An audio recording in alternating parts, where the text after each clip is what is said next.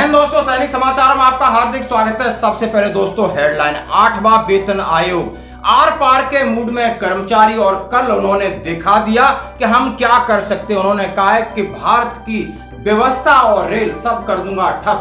जो 8वें वेतन आयोग की सरकार ने घोषणा की, लेकिन उसका कोई कैबिनेट नोट जारी नहीं हुआ।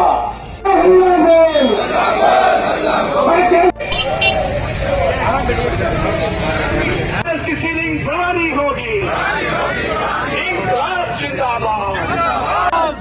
19 सितंबर के शहीद अमर रहे, अमर रहे, अमर रहे। एक एक वीडियो देखिए पूरे भारत में 8वें वेतन आयोग को लेकर के, बोनस को लेकर के और केंद्रीय कर्मचारियों की मांगों को लेकर सरकार को कड़ी चेतावनी और कड़ी फटकार लगा दी है कि आपकी नीयत में खोट है। यदि आपने अक्टूबर तक ये लागू नहीं किया, नोटिफिकेशन लागू नहीं किया, तो मैं पूरे भारत में रेल बंद हो जाएगी। दोस्तों जबरदस्त आपको ये वीडियो दिखाऊंगा, उसके बाद मैं बात करूंगा एजीआई के नियमों में फिर बदलाव। अफसर को 1 करोड़ 25 लाख और जेएसयू जवान को 75 लाख, और ये 1 अप्रैल 2025 से लागू। और कल सेना की गाड़ी पर घात लगाकर हमला, 1 जेएसयू जवान शहीद और 5 जवान हुए घायल। तो दोस्तों खबरें करते हुए साथ से सबसे पहले मैं बात करूंगा 8वें वेतन आयोग को लेकर। जैसा सभी को इंतजार था कि 19 सितंबर को जैसे कि घोषणा की थी ऑल इंडिया रेलवे फेडरेशन के महामंत्री शिव गोपाल मिश्रा और जेसीएम स्टाफ साइड के महासचिव हैं,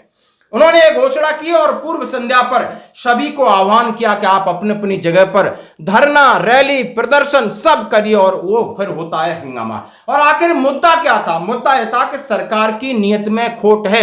सरकार ने प्रेस नोट क्यों जारी नहीं किया 8वें वेतन आयोग को लेकर? सरकार ने पीआईबी रिपोर्ट क्यों जारी नहीं की? आज तक छोटी सी भी कोई घोषणा होती है तो उसका रिटन में एक प्रेस नोट निकलता है। 8वें वेतन आयोग की घोषणा एक इंसिडेंट था जो कि दिल्ली चुनाव से पहले 16 जनवरी 2025 को उन्होंने कहा है, ब्रॉडकास्टिंग मिनिस्टर ने एक वर्बल ये आदेश दिया और आदेश देने के बाद कार्रवाई होती है, लेटर निकलते हैं, लेकिन प्रेस नोट नहीं निकला।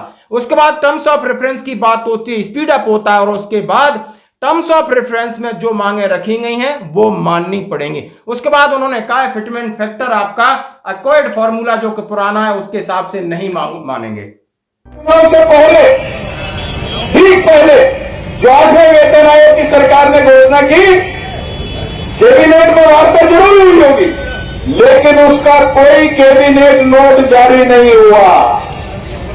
मैं डिफरेंस बता रहा हूं आपको, इस सरकार की नीयत बता रहा हूं आपको कि जो कैबिनेट की मंत्रिमंडल की बैठक में जो फैसला होते हैं और उसके जो नोट जारी होते हैं, पीटीआई के अंदर उसको सर्कुलेट किया जाता है, उसको प्रकाशित किया जाता है। ऐसा कोई नोट मंत्रिमंडल की बैठक के निर्णय का जारी ही नहीं हुआ, आज तक नहीं हुआ। केवल और केवल हमारे ब्रॉडकास्ट मिनिस्टर जो रेल के मंत्री भी हैं, माननीय अश्विनी जी वैष्णव साहब, उन्होंने ब्रीफ कर दिया कि कैबिनेट में यह भी नहीं किया कि निर्णय हुआ, उन्होंने यह ब्रीफ कर दिया कि मंत्रिमंडल की बैठक में चर्चा हुई और यह 8वां वेतन आयोग गठित कर दिया गया। यह उन्होंने कहने का काम किया, इतना सा कहने का काम किया। और उसी का कारण है कि वो नोट नहीं निकलने के कारण आज तक पे कमीशन की टर्म्स एंड रेफरेंस अंतिम रूप नहीं ले पाई। आज तक पे कमीशन 8वें वेतन आयोग की टर्म्स एंड रेफरेंस, और उस कमेटी में कौन चेयरमैन होगा, कौन सचिव होगा, कौन मेंबर होगा, इसकी अधिसूचना आज तक जारी नहीं हो पाई। और कितने महीने हो गए? और क्या जल्दी पड़ गई थी सरकार को कि दिल्ली विधानसभा के चुनाव से ठीक पहले इस बात का जो है प्रोपेगेंडा घोषणा कर दी है, विदाउट टेकिंग एनी नोट घोषणा कर दी। क्यों करी? क्योंकि दिल्ली के अंदर अक्टूबर तक का अल्टीमेटम सरकार को उन्होंने जबरदस्त तरीके से दिया है। हर एक ने अपने अपने तरीके से भाषा की, आप बिहार देखिए, बंगाल देखिए, उत्तर प्रदेश मत, जहां रेल नेटवर्क है ऑल इंडिया रेलवे फेडरेशन और उनके सहयोगी जितने भी एसोसिएशन हैं, उन्होंने खूब धरना प्रदर्शन और सरकार को दिया। सरकार ये न सोचे कि हम चुप हैं। सरकार ने अक्टूबर तक ये हमारी मांगे नहीं मानी, सरकार ने नोटिफिकेशन जारी नहीं किया, अध्यक्ष की घोषणा नहीं की और जल्दी लागू नहीं किया तो इसी तरह दबाव बनाएंगे। उन्होंने बोनस को लेकर कहा कि 7वें वेतन आयोग के हिसाब से 18,000 के ऊपर हमारा बोनस तय कीजिए। आप अभी मिनिमम जो पे लेवल 7,000 के हिसाब से आप दे रहे हो, 78 दिन का उन्होंने बोनस की बात की।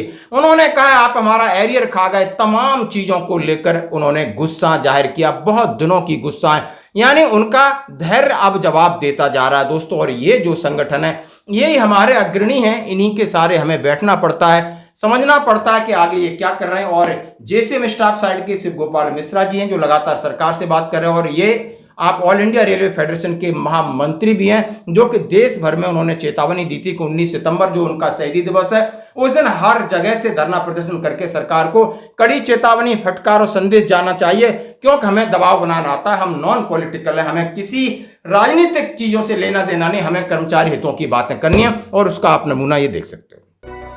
19 सितंबर के शहीद अमर रहे, अमर रहे, अमर रहे। 8वें वेतन आयोग का गठन करना होगा, करना होगा, करना होगा, 8वें वेतन आयोग का गठन करना होगा, करना होगा, करना होगा। भारत सरकार होश में आओ, होश में आओ, होश में आओ, भारत सरकार होश में आओ, होश में आओ, होश में आओ। ऑल इंडिया रेलवे फेडरेशन जिंदाबाद, जिंदाबाद, जिंदाबाद, नॉर्दर्न रेलवे यूनियन जिंदाबाद, जिंदाबाद, जिंदाबाद, हेडक्वार्टर मंडल जिंदाबाद, जिंदाबाद, जिंदाबाद, लेखा मंडल जिंदाबाद, जिंदाबाद, जिंदाबाद, इंकलाब जिंदाबाद। जिंदाबाद, जिंदाबाद। साथियों, केंद्र सरकार जिंदाबाद,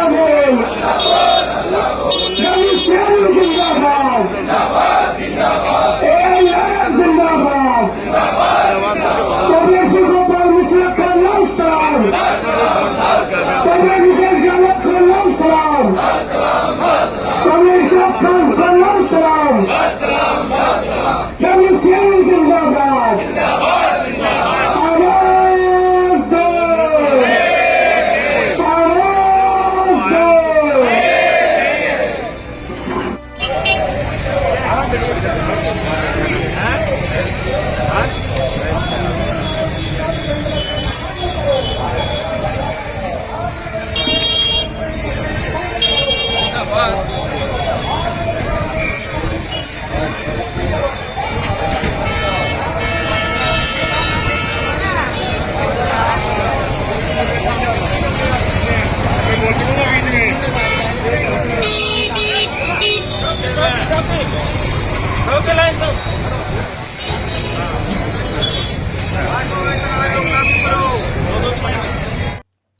हाँ जी दोस्तों, मैं बात करूंगा एजीआईएफ के नए नियम। बिल्कुल आप लेटर दे सकते हो, change in rate of subscription army group insurance fund AGIF. Army group insurance fund का लेटर 22 अप्रैल 2025 का, उसमें सीधा रेगुलर आर्मी, टोटल आर्मी के लिए लिखा है the revise rate of monthly subscription अफसर including gentleman cadets Indian military academy, उन सब के लिए इंश्योरेंस कवर हो गया 125 लाख का अधिकारियों के लिए, यानी 1,25,00,000 का। रिवाइज मंथली सब्सक्रिप्शन हो गया उनका 12,500 का। और दोस्तों डिसेबिलिटी कवर भी इसमें ऐड कर दिया है 25 लाख का। ये बहुत बड़ी बात है। जेसीओआर के लिए 75 लाख दिए दोस्तों, 75 यानी अधिकारियों से 50 लाख कम। और इनका सब्सक्रिप्शन दिया है 7,500 पर मंथ और 12.5 लाख इन्हें डिसेबिलिटी कवर दिया है। ट्यूटोरियल आर्मी के लिए अफसर के लिए 75 लाख, जेसीओआर के लिए 37.5 लाख। और ये लेटर सर्कुलेट हुआ है। अब मैं कहूंगा other categories army, postal service, defence security course, cadets, अलग अलग ये लेटर है, आप देख सकते हो। लेकिन इसका मतलब मैं बता देता हूं कि बाकियों के लिए इसका क्या फायदा है। यानी कहा है कि इंश्योरेंस कवर जो दिया गया उसका एक्सटेंडेड इंश्योरेंस क्या होगा, अफसर 30 लाख का कवर मिलेगा, अधिकारियों को इसके हिसाब से। अब अधिकारी की मृत्यु, रिटायरमेंट के यानी 26 वर्ष या 80 साल तक होने पर 30 लाख का कवर मिलेगा। जेसीओआर को 15 लाख का मिलेगा, जो 7.5 लाख थे, 15 लाख। और उसका टाइम पीरियड 30 वर्ष या 75 वर्ष की आयु जो पहले, यानी रिटायरमेंट के 30 साल तक आप इसके अंदर आओगे या आपकी 75 साल उम्र होती है। रिफंडेबल प्रीमियम अफसर का 3.25 लाख ये रिफंडेबल है, ये जो आपका पैसा उसमें से कटेगा। अफसर को 2,75,000 और जेसू जवान को 1,20,000 का होगा। और मैच्योरिटी फंड पर ब्याज भी बढ़ा है जो कि 8.70 हो गया, यानी जो आपका पैसा कटता है उसके ऊपर ब्याज मिलेगा। जिला सैनिक बोर्ड के माध्यम से क्लेम करें, जिन्होंने कहा अगर सैनिक की मृत्यु ईआई अवधि के दायरे में होती है यानी 75-80 वर्ष से पहले, तो परिवार को 30 लाख और अफसर को 15 लाख जेशुआर को दावा कर सकता है। और ये विस्तृत जानकारी ये लेटर में दी गई, जैसा कि आप दोस्तों देख सकते हो। अब मैं बात करूंगा, कल सेना के ऊपर घात लगाकर हमला किया और ये हमला उस जगह पर हुआ जहां पर आपने देखा होगा कि एक सेना के कर्नल विपुल त्रिपाठी उनकी पत्नी और बेटी की हत्या की थी। जरा आज हम फिर तस्वीर आपके सामने शेयर कर रहे हैं और वो दिन याद आ गया, यानी मणिपुर में हमारे आसाम राइफल्स की एक गाड़ी, उसके ऊपर घात लगाकर हमला किया और वहां पर एक जेसीओ जवानों ने अपनी शहादत दी। नायब सुभाष श्याम गुरंग, राइफलमैन रंजीत सिंह कश्यप शामिल हैं, यानी वहां के मुख्यमंत्री घायलों को देखने के लिए गए और राज्यपाल ने शोक संदेश व्यक्त किया। इम्फाल के पास घात लगाकर किए गए हमले में आसाम राइफल्स के 2 जवान सहित 5 घायल हैं, यानी मणिपुर के इम्फाल बाहरी इलाकों में आतंकवादियों का समूह एक बार फिर आसाम राइफल के ट्रक पर घात लगाकर हमला किया। 407 टाटा वाहन पर शाम 5:30 बजे गोलीबारी की, जो पटसोई कंपनी संचालन अड्डे से नाम्बोल अड्डे की ओर जा रही थी और ये आपका चुरा चांदपुर मार्ग से 8 किलोमीटर दूर था। अधिकार के बयान में कहा गया है कि यानी यहां पर जो वो संगठन है जो प्रतिबंधित हैं और उन्होंने ये घात लगाकर हमला किया है। और जैसे ही उन्होंने कहा है 2021 में कर्नल विपुल त्रिपाठी उनकी पत्नी बेटे को जो कि क्यूआरटी के साथ जा रहे थे घात लगाकर हमला किया था और तीनों की मृत्यु हो गई थी। मणिपुर के पूर्व मुख्यमंत्री एन बीरेन सिंह ने रिम्स में जाकर घायलों से मुलाकात की और वहां के राज्यपाल ने एक शोक संदेश जारी किया है और वहां पर खोजबीन जारी है। आतंकवादियों को मुंह तोड़ जवाब दिया जाएगा। दोस्तों आज की खबरों में इतना ही, बने रहिए हमारे साथ, धन्यवाद।